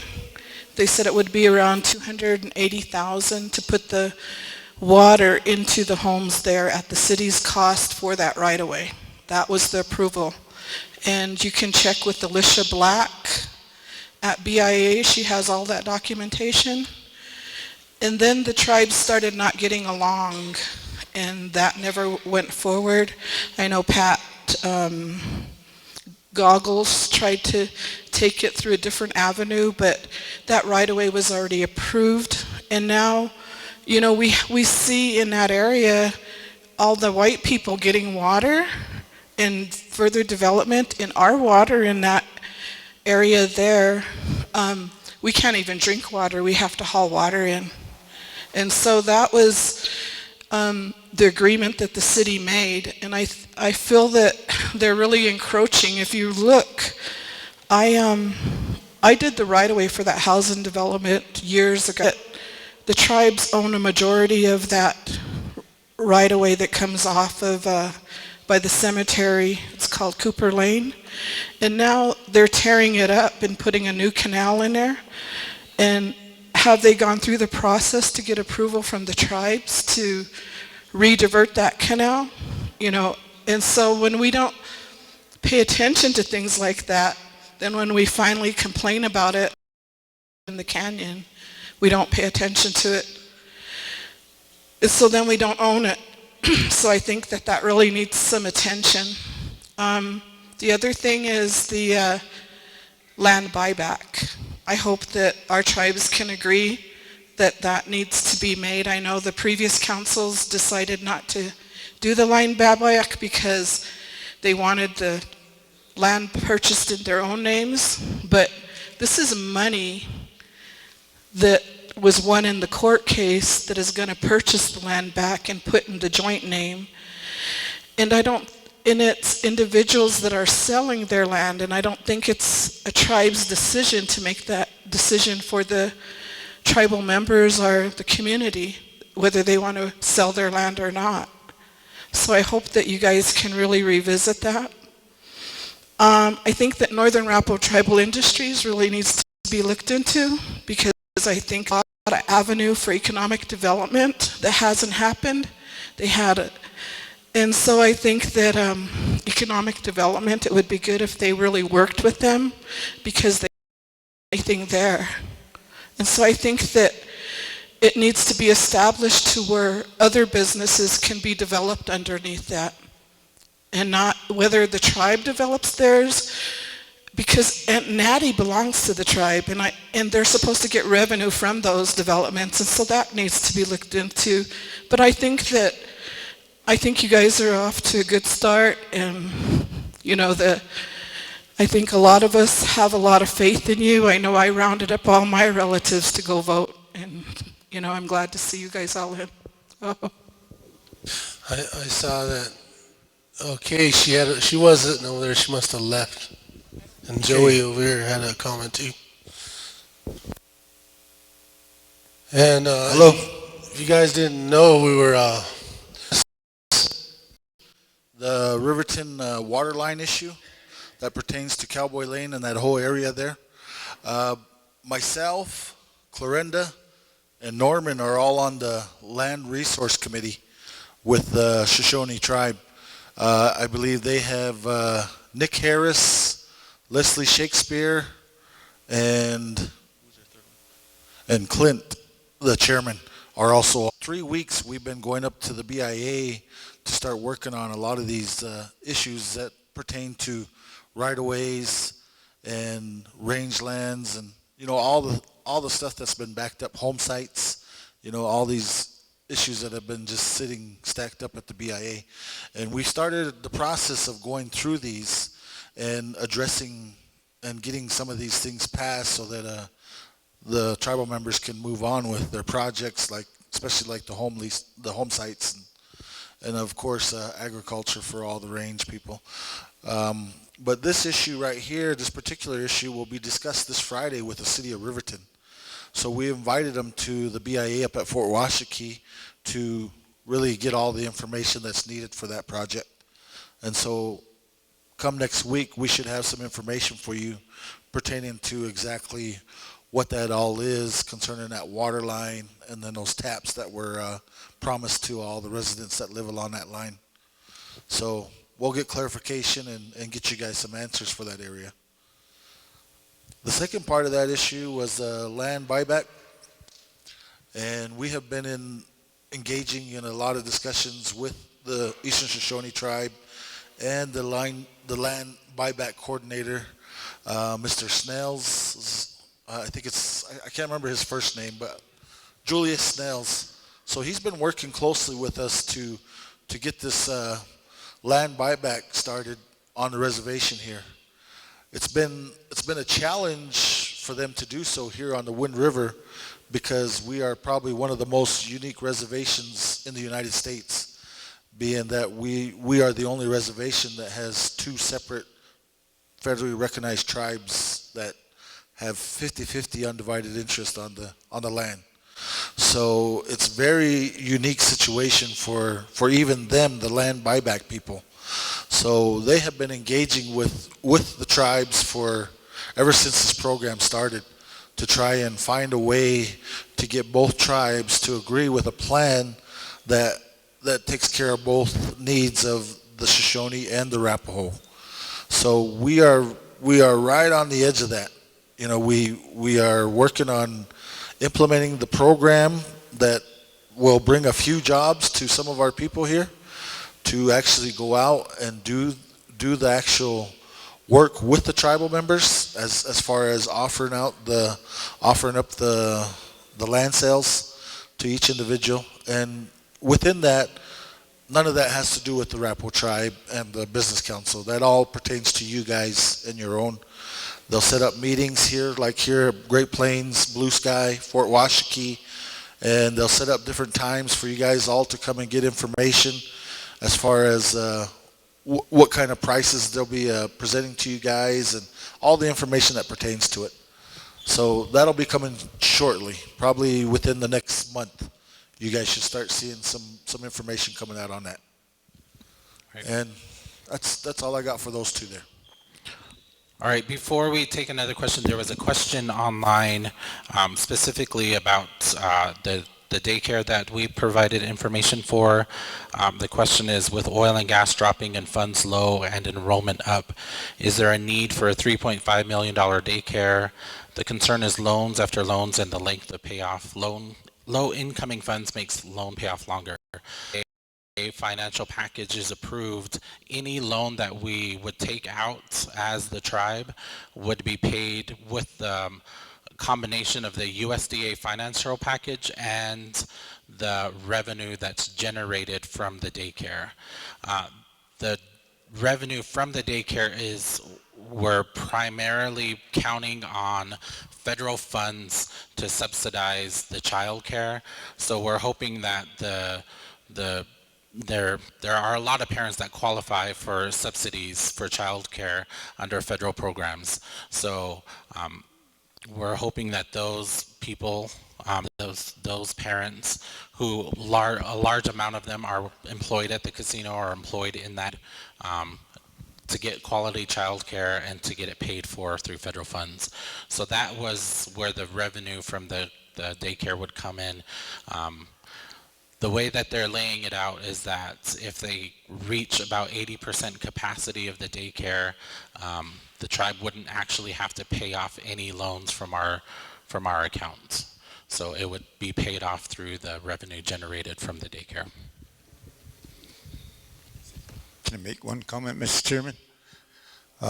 You know, this meeting was intended that we have a lot of issues dealing with our programs. That's why we're up to see what's going on, and you know what we had on the board here. That's what we kind of wanted to stick to, but you know, I guess like every time we get a little out of hand. But you know, I just wanted to say that you know there was a write-up in the paper not too long ago here that came from outside. I don't know who. Outside voices saying we didn't decentralize, but we didn't. I mean, that was way off the wall. And I hope nobody didn't even believe that, because this, you know, our government here, you know, it was a total 360 of what we're trying to do. But anyway, I mean, I'm just saying that they're all set up here. But I should have said that in when we first started. Thanks. Hello? Yeah. I'm way over here. Oh, okay. Well, good evening, council members. I'd like to commend you on your presentation. And one question that you were going through your presentation, I do have a question. You mentioned the customer service in each of the programs. You know, a lot of the elderly, the young parents, people that haven't completed their schooling, they go to these programs. And when they are asked to, if they have funds to help them, you know, the need that they have, I don't know, I seem like what I've been hearing is that they're not treated right. People, the workers there, and, you know, I was just concerned, you know, I always tell a lot of people, you know, I always tell them that I would say, you know, well, they need to improve their customer service in each and every program. And, you know, a lot of these senior citizens, a lot of them may speak Arapaho. I don't know if they have people in there that know or understand how to speak Arapaho. And then another one is, okay, they have to have transportation. They need to be here. They need to make an appointment there. You know, but a lot of these young parents, you know, they say, well, when we go to them, we feel like they're putting us down. And I said, well, that's not the intent of that program. The intent of that program is to provide you with information, to provide you the information the way that they can help you. That's the intent. So I'm really, that's really concerned. And then I was, as you guys were going through your presentation, I thought that was a good point to bring up that needs to be addressed in a lot of these programs. I don't know who you got to provide the training to them, but I think it needs to be on a professional level. So, that was one of my, I thought that was a good idea about that, customer service that needed to be improved. We all do. All of us, every single one of us need to do that. And then another comment was for our elderly. Again, I don't know if you answered Keith's 2% tax that was passed in General Council years ago. But I guess I would, that's a major question for our elderly too. So that's, because they need help. They need help with their utilities. They need help with blankets. They need help with groceries. All these items, that they need help with. They need help with wood. And that was supposedly been geared toward, the 2% tax was supposed to have been geared towards the elderly to help them. Thank you for your time. Oh, so just to touch on a couple of those, I don't think we actually answered Keith's concern, so I apologize for that. But so as far as the 2% tax, so our struggle is sort of, we are committed to respecting the laws that are passed at General Council. Our struggle is actually knowing what those laws are. There's not been really a great effort in sort of cataloging those and putting them in a way that makes sense for as far as plans to follow. So that's one of the processes that we're going through, because we do want to respect those laws, both that the Business Council has passed and the General Council has passed. So we haven't made any traction necessarily on that specific issue, but that's one of our goals. And as far as the customer service, I just want to mention that we really feel like it's a change in culture is what we're trying to accomplish. I think for many years people felt like their job was providing sort of, the job was theirs, but really what we want to communicate to our staff is that we're here to serve the people. The only reason that we have a job is because of the people, and without the people, and if we're not serving the people, we aren't doing our job, and that we really don't have a role to play if we're not providing that service.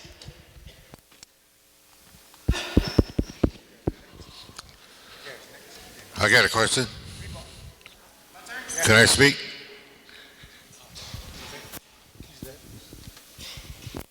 Okay. That's funny. So I'm Joey C. Hare. I'm 26 years old. I moved here when I was 13, so that's 13 years ago.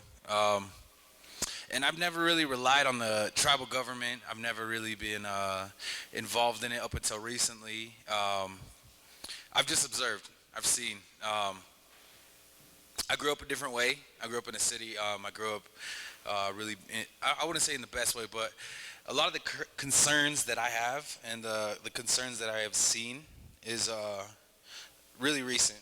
Like I said, I just recently got involved. But like the relationship that we have within the tribe, and then the relationship we have within the Shoshone tribe. That's one of my questions. I want to know what you guys are doing for those relationships. How are those relationships? That's one of my questions. Another one is about poverty and jobs and housing. Um, those are some of the problems I see here. I'd like to know what you guys are doing about what procedure and or system does the council have for the problems that we have as a people? Like I hear a lot right now about the elders' problems, you know, is that better? Okay, all right. So, like I was saying, I'm hearing a lot about the elders need help, and I do not deny that. I know the elders need help, and I feel like the way that we're gonna get help is from my generation and the younger generation, and it involves people working. But those are my three questions. And we're like a force to be reckoned with. Like you guys said, we're one of the most dynamic tribal reservations that we have, federally recognized tribes that we have in America. But it seems to me like we don't use what we have, our people. You see what I'm saying? And those are my three questions. It's three questions. Thank you for your time. I'd like to say congratulations to all of you, and thanks for having me. All right. Thanks for your questions. I'd like to, and the council can chime in, but specifically, so the first one I wanted to talk about is our relationship with the Shoshone tribe. We view that as something that's very important, something that's very beneficial when we focus on collaboration and cooperation. We, as a council, have acknowledged our part in getting to the point where we were, and we've sort of gotten to the point where we want to let the past be in the past. You know, there were a lot of things that led up to the situation that we were in that really divided us and took away a lot of our resources. So we acknowledge that, but we really want to move on. And I think we're on a really, really good start with the Shoshone Business Council. Our meetings have been really productive. We're really respectful, and I personally am very optimistic and really hopeful that we can continue on that path because they see the benefit of it, and so do we. So specifically about that, that's kind of where we are. The other one I wanted to talk about, and I'm probably going to forget the last one, but we recognize that there's not just one thing that we have to do to change the situation here on our reservation. In our 2 months, we've realized that we have to do all the things, right? We have to do all the things in order to change the systemic crisis that we're in terms of poverty, in terms of low unemployment, in terms of housing. You know, those aren't things that exist in a silo. We can't just turn on a switch and then fix one problem. And then, so what we're focusing on is everything, basically. And it's a monumental task, but that's something that we've embraced. And we're dedicated to making those systemic changes on the policy level that will provide some guidance for us and provide some guidance to our employees and our community so that we can begin to chip away at those problems to reduce our poverty, to encourage, like, for example, small business growth. We want to provide an opportunity in an environment where that's possible and, you know, provide positive reinforcement to actually having a job and, you know, sustaining your own life. You know, things like that are things that are important to us, but we recognize that there are a lot of needs that we also have to face. So, you know, we sort of are in a situation where we have to focus on it all at once. And it's difficult and it'll take some time, but we are, you know, we're positive and we're up to the task and we're going to try. First one is we have a culture commission. We had it for so many years, maybe 12, 10 years, or even longer. But I see our culture commission is doing nothing. They're not training our new Arapaho language teachers, both areas, in Iti and Arapaho. What I see is this culture commission taking trips. For what? That's not benefiting the tribe. So I think, and then there was a mandate in '85, I was part of that, that the council would implement Arapaho language in every program. I think that was before the oldest council member sitting there. That was when Wayne Felter was on the council chairman. And there's no teachers being taught on the reservation. I'm close to retirement now, and that's what I do for a living. And when I step down, I see no teachers in the background. So I think it's up to the council to implement a program, because then look for that resolution that's been mandated by the general council and read it and see what it states. I know you're all a new council. I don't even think Norman was on there that time it was passed. That was all their older ones. Now, Nelson, Harm, and all them older guys. That's when it was passed, and there's nothing to be done about it. They even cut it out at the casino. They don't want language out there. And our culture commission is supposed to be doing something, and they're not doing anything. And I don't understand the elders program. What are they doing for the elders? What kind of direction do we have from them? Or what kind of direction they're going to give us? So, that's important, our language. We all know it's dying. Give us 10 more years, it's going to be gone. It's going to be gone. So I would like to come up and meet with the council, set an appointment, and go over it with you guys. I hope.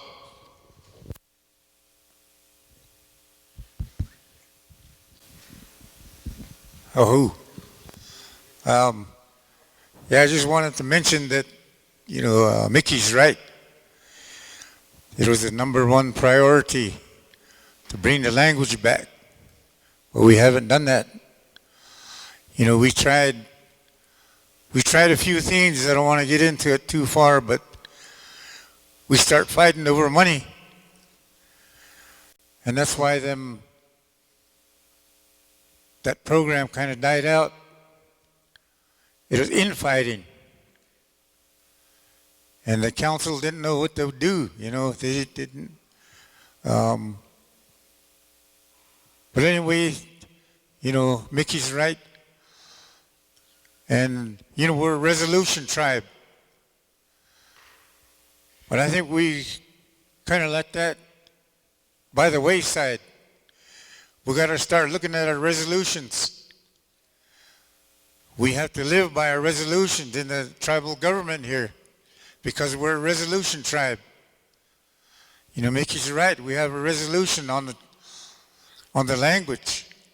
We need to go there, because those are our orders.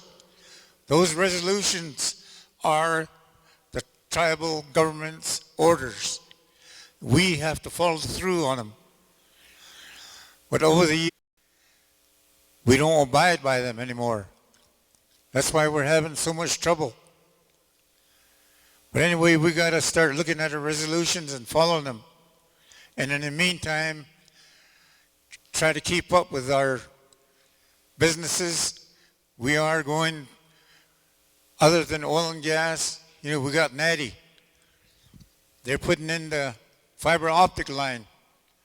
And they got the main trunk going to Eastie already. The next phase is going to the houses. And then we got the trash. The county took the trash away from us, gave it to Shoshones.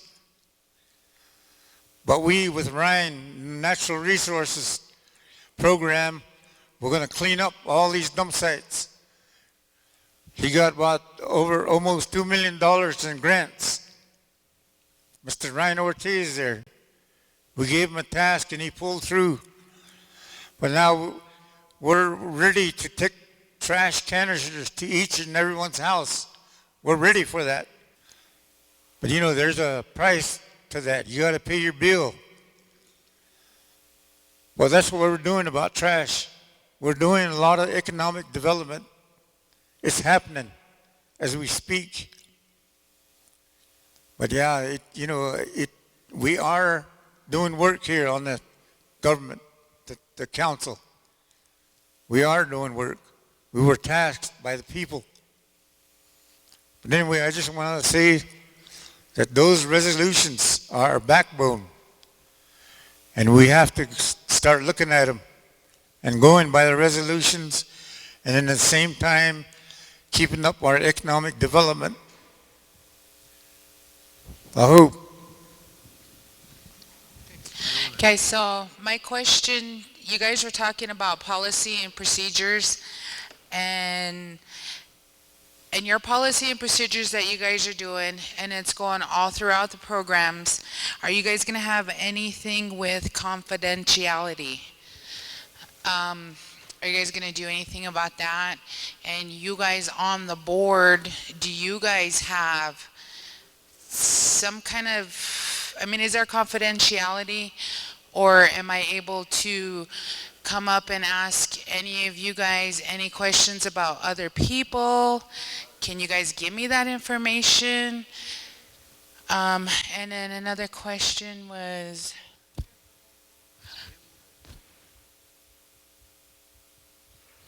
like for instance, if I put in for a grant, are you guys able to go and give maybe my mom, some stranger, information about that? Are you guys gonna make that a thing through all of your programs? There was another one.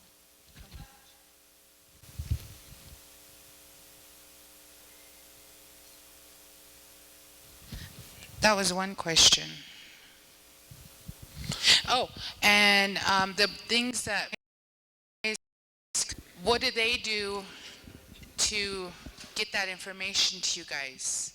What can, like if I had a concern about, let's say just for instance, Jim Conrad, wanted to ask you guys about it, wanted to let you guys know something about it, how do I go about that? So we, at this point, we've learned pretty quickly that it's not as effective when people just come up and tell us something. It's not efficient for us because a lot of times we forget the details. Things get switched around when we're speaking about it to the entire council. So what we've been requesting everyone do is to submit in writing specific concerns or specific ideas, for example, for us to consider. Now, a lot of the personnel stuff, we're not going to make a decision based on a member of the public's personnel thing.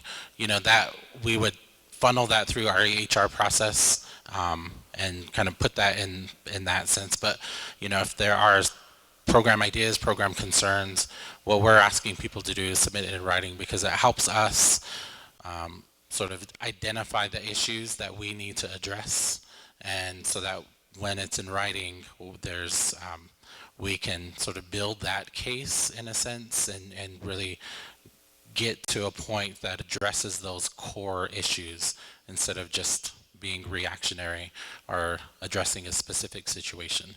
Because we want to change the structure, we want to change the system. If the system isn't working, we want to fix it. We don't want to tackle one action at a time. Is kind of our mindset. So the other part of it is actually, so our program directors are having a meeting tomorrow. Dr. Wells, our tribal administrator, will be reminding them of the confidentiality policy. For us, we want to create a good example for that. So on our end, we are sort of in the process of reminding ourselves everything that we need to be mindful of. There's sort of been some obstacles and some bumps. We're not used to being on the council, a lot of us, so there's a bit of a learning process in that. So we are committed to adhering to those policies, including the confidentiality policy in the future, and sort of making sure that each one of us, as well as each one of our tribal members, adheres to that in the future.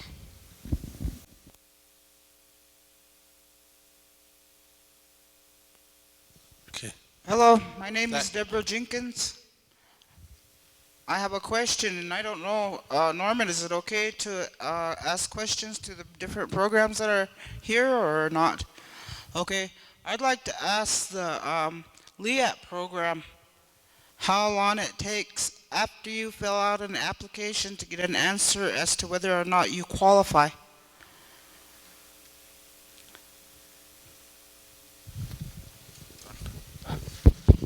Hello, my name is Malcolm Bowers. I am the director for the Northern Arapaho LEAP program. When a client applies for LEAP, you have 7 days to make your appointment. As after your appointment, me and myself and Ramona Oldman have 45 days to act on applications. Within that 45 days, we'll determine your income eligibility and where you sit on the benefit matrix that is provided by the federal government.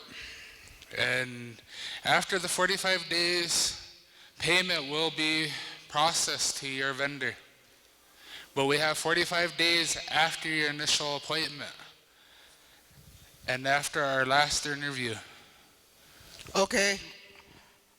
I applied for LEAP 5 months ago, and only several weeks ago did I finally get an answer. I've called and called and called, and every time I talked to Ramona or anyone, they would say, yes, you're approved. And that took 5 months.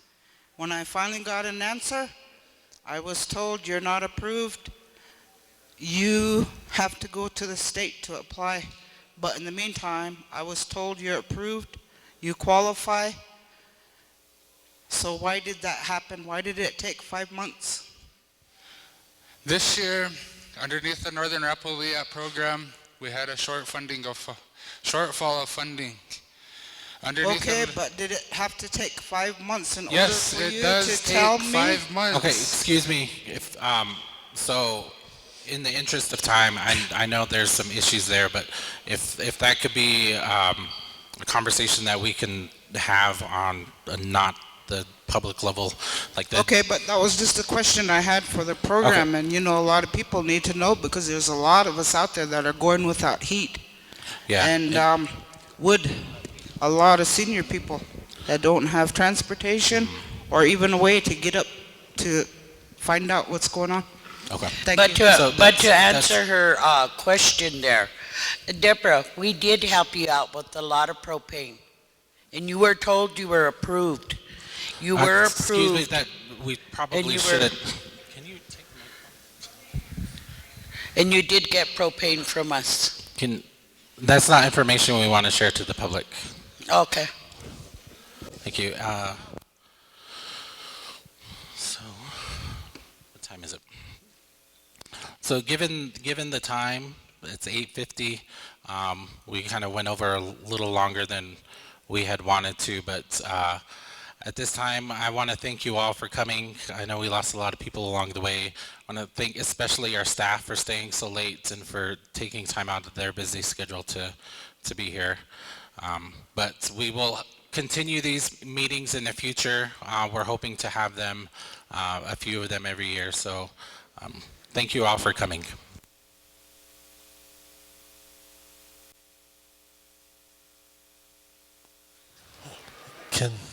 Can one of you guys come and see her?